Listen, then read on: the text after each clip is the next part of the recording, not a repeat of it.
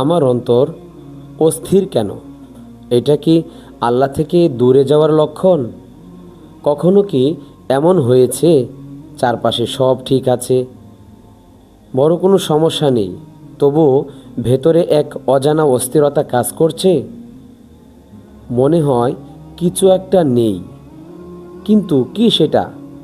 সেটা বুঝতে পারছেন না। হাসছেন, কথা বলছেন, কিন্তু ভেতরে ভেতরে একটা চাপা কষ্ট আপনাকে খেয়ে ফেলছে।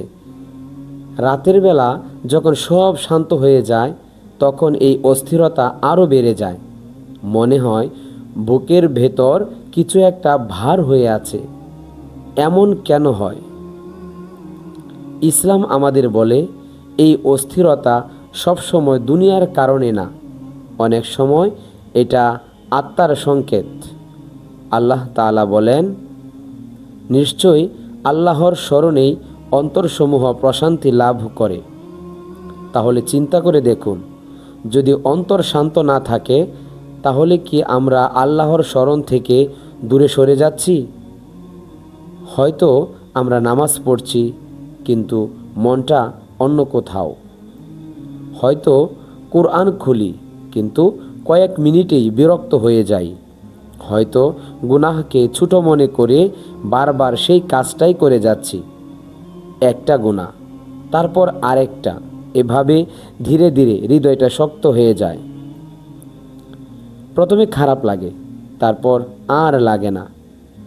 এক সময় গুনাহটাই স্বাভাবিক হয়ে যায়। এটাই কি অস্থিরতার কারণ না? আরেকটা কারণ, আমরা দুনিয়াকে এত বেশি ভালোবাসি যে আখিরাতের কথা ভুলে যাই। আমাদের দুশ্চিন্তা, টাকা, মানুষ, সম্মান। কিন্তু কখনো কি ভেবেছি আমার রব আমার প্রতি সন্তুষ্ট কি না? এই প্রশ্নটা আমরা এড়িয়ে যাই, আর অন্তরটা অস্থির হয়ে ওঠে। কখনো কখনো এই অস্থিরতা আল্লাহর পক্ষ থেকে একটি ডাক। তিনি যেন বলছেন, তুমি অনেক দূরে চলে গেছো, এবার আমার দিকে ফিরে আসো। হয়তো এই অস্থিরতা না থাকলে আমরা কখনোই ফিরে আসতাম না। তাই প্রতিটা অস্থিরতা খারাপ না, কিছু অস্থিরতা হৃদায়তের দরজা খুলে দেয়। কিন্তু যদি এই অস্থিরতাকে আমরা উপেক্ষা করি, যদি আবার গুনাহে ডুবে যাই, তাহলে একসময় এই অনুভূতিটাও হারিয়ে যাবে, আর তখন অন্তর সম্পূর্ণ মৃত হয়ে যাবে। না কাঁদবে, না কষ্ট পাবে, না আল্লাহকে খুঁজবে। সবচেয়ে ভয়ঙ্কর অবস্থা এটাই। তাই আজই নিজেকে জিজ্ঞেস করুন, আমার এই অস্থিরতা কি আমাকে আল্লাহর দিকে নিয়ে যাচ্ছে, নাকি আরও দূরে ঠেলে দিচ্ছে? যদি মনে হয় আপনি দূরে চলে গেছেন, তাহলে এখনই ফিরে আসুন।